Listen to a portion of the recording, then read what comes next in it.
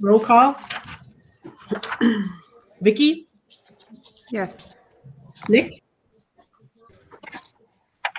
Nick? Oh, I see Nick. Here. Yep, Nick's there. Alan? Here. John? Nope. John's absent. Derek? Here. Terry? Here. And Christie's here. So the Pledge of Allegiance. I pledge allegiance to the flag of the United States of America and to the republic for which it stands, one nation, under God, indivisible, with liberty and justice for all. Sorry. All righty, guys. I need an approval of the agenda. Do I have a motion?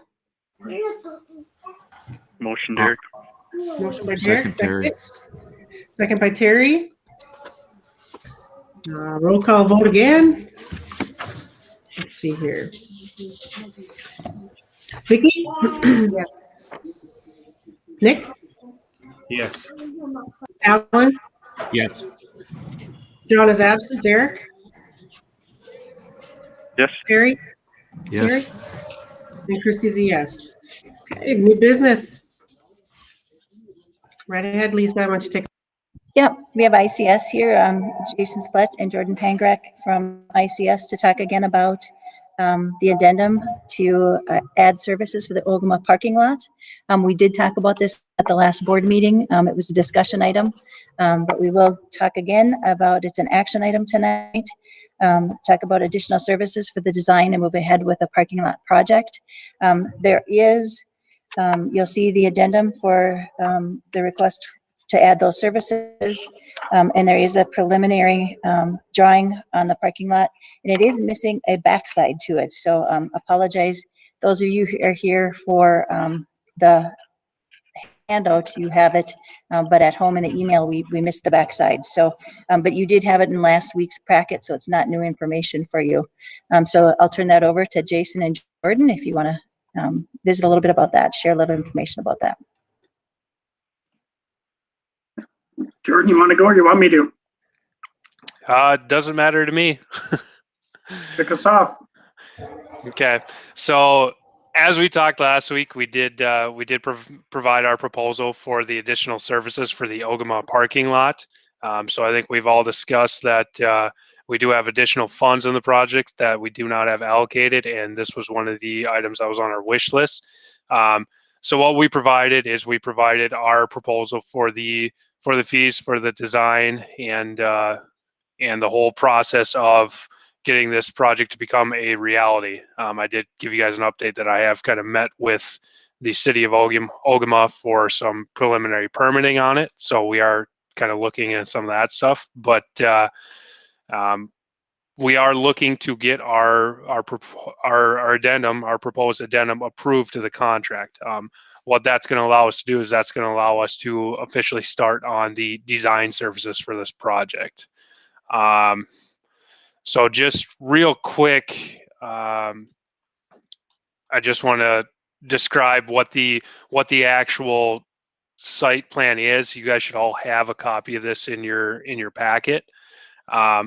But essentially what has been put together is a conceptual design, just a preliminary design. That this is by no means going to be the final plan. There'll be changes to this as we proceed and look at some of these items. But what we did look to do is try to streamline the student pickup and drop off. So if you guys look at that plan, we do have an area for cars to pull in and pull around at the front of the school. We do have some notes on there that we're only showing 5 cars now. Likely are going to extend that to allow more cars that come in around and are able to pick up and drop off students. Another reason this is preliminary, there are 2 entrances shown at this time. I know that that's not ideal for everyone, but the state may also not allow 2 driveways to remain. If we are doing rework, it may just become 1. So those are some of the details that we haven't gotten into yet because this is, a preliminary design. But so we do have room for 12 parking spots there, and I believe we have 2 handicap accessible stalls in that front area. The big one we added was a different entrance for the buses to enter and turn around, pick up and drop off, so that it separates the student pickup and drop off by parents from the bus pickup and drop off. We also have more parking area, which I believe is a total of 51 stalls in the north area. That would be just additional parking for the school with sidewalks leading in. So this is just a preliminary design again. We will work through further design as we go down the road here. So by no means it is complete. But we have issued the addendum to the contract for the additional services. So we have our fees laid out there, and we are looking to get approval to proceed with this and move forward on design, as we now know that Lisa has been working her tail off to get the purchase agreement done on the Viseca property to make this all a reality. So Jason, do you have anything you want to add with that? No, I think, the overall budget that we have identified through our conceptual estimate here is, just over $1 million, including fees. And then the total additional contract is $134,000. So again, we're $1,026,000, which includes fees, is the overall budget for this. And the addendum to the contract will be $134,000. Lisa, do you want me to talk about abatement? Yes, please. Yeah. Okay. So our funding plan for this to utilize that remaining bid efficiency is we need to jump through a few hoops, and we'll be using what's called abatement. So in a typical scenario, abatement would be issued to fund parking lots, and it would come with a tax impact. In this scenario, since we already have the funds available, what we need to do is hold an abatement hearing. I'm sorry.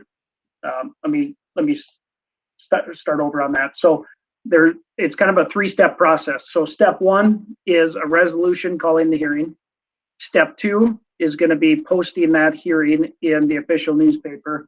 And step three is actually holding that hearing before a board meeting. So what we talked about today is having that resolution on your March board meeting, posting it, and then holding the hearing at your April meeting. So just a formality to go through with the process. So. And I think as we went through the referendum process, we did talk about the parking lot along the whole way, but we did not have it as a part of the project. We talked about it as an adjacent project, as an addendum project, as a project if we had enough funds, as a project we would come back to. Because of the bid efficiency and because of COVID, we were able to, and the timing of our project, we were able to come in under our under what we expected to, so under cost. And so we were able to fit that into the cost of the project. So without having to burden the taxpayers anymore. So it's a good time for us to look at this. We can have more discussion about it, but that's the option that's available to us and the recommendation. So tonight, all we're doing is approving the addendum for the project. Are there any questions for Jordan or for Jason about the addendum for the parking lot or about the process for the abatement hearing? So why do we have to do the abatement if we already have the funds available, just because it's an addendum? Is that why? No, because of the way that our question was structured and the way that everything was structured. Because all along through this process, we had this on our table, but it was always something that we would fund later on, potentially through abatement or through the district's general fund. So the way the question was written did not include it said, if I'm not mistaken, parking lot improvements at Waubun School. It didn't say just parking lot improvements in general. And then the way the review and comment was written was very similar to that. So that's why we're going through this step of the abatement hearing. So Lisa and myself have been working with Ellers and the bond counsel on this plan, and the steps we have to go through with the abatement process. All right, thank you. Yep. The advantage to the situation we're in is there's a lot more hoops we would have had to jump through. So, what we have to do is just a 3-step, to go through a full abatement hearing and the whole process. There's a lot more steps because we had the project, stated in what we were going to do. It was kind of a sideline project to what we were going to do. We didn't have to go through the whole process. And like Jason said, there's no tax dollar impact. Because of that, it's a much simpler process for us. And we were very upfront with the public along the whole way.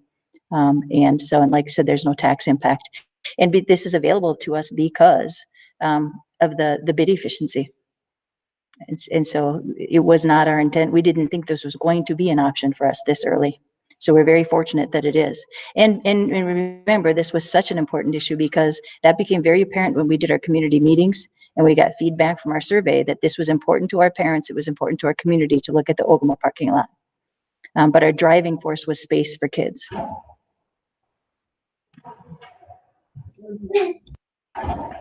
Any other questions?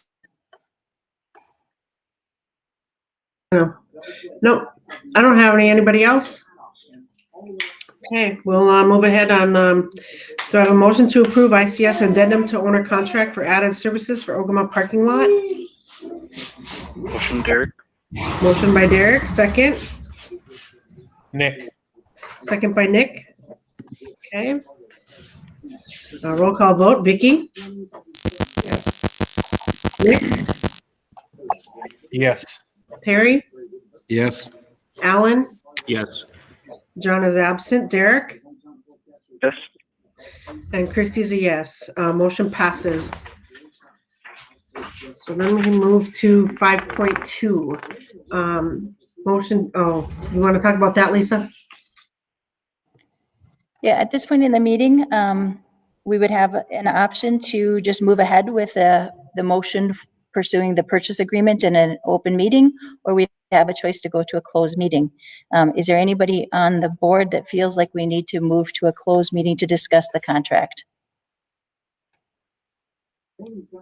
I don't. I looked it over. I think I looked at over all of the stuff. This isn't anything new to us. And I looked over the contract myself, and there's very little that was changed in it from before. So I don't feel that we need to go to a closed meeting.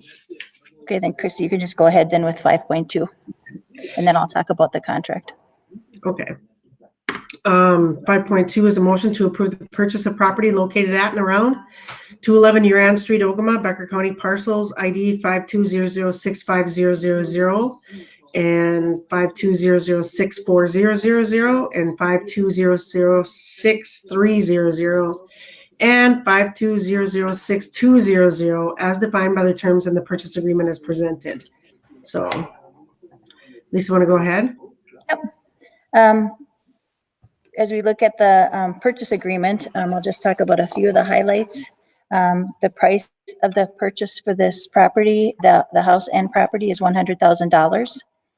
Some of the things that I'll talk about, just some of the highlights. The closing date for this would be before or on April 30th.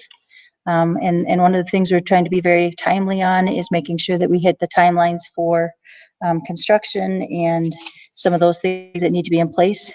And I did send you a timeline today that Jordan put together to kind of know what they needed to have in place to be able to get the project done for the start of school. So on or before April 30th was very important. We also will be looking at paying for the parcels or the attorney fees for the $2,000 for the decree of descent. Some of the closure issues with the title and the other title issues that needed to be resolved with the title company. We also will be paying for the closing costs. So we're trying to help with some of those issues to help kind of resolve and bring this to closure. Other issues, there was a well on site.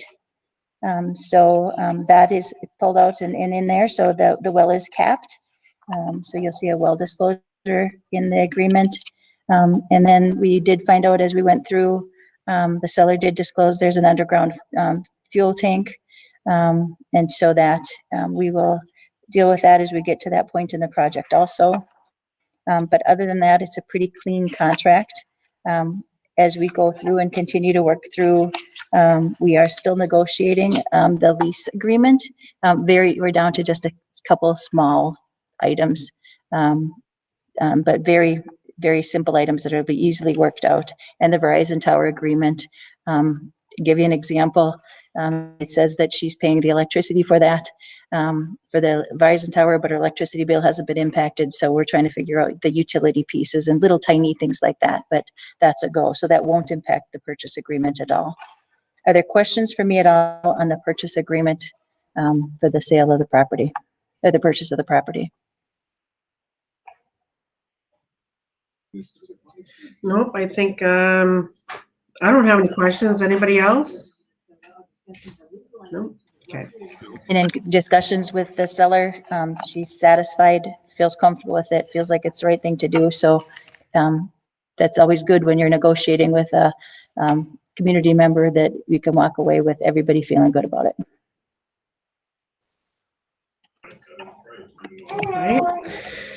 All righty. You guys ready to make a motion? What's Mary, that? are you ready to make a motion? Motion, Derek. Okay. Motion by Derek, second. Second by Vicky. Roll call vote. Vicky? Yes. Nick? Yes. Terry? Yes. Alan? Yes. John is absent. Derek? Yes. And Christie's a yes. Motion passes. And thank you. It's been a long time coming. It's a relief to have that. Tammy, I will stop by and sign the purchase agreement and whatever else I have to sign. I'll do that tomorrow. I think that's it. Does anybody else have anything?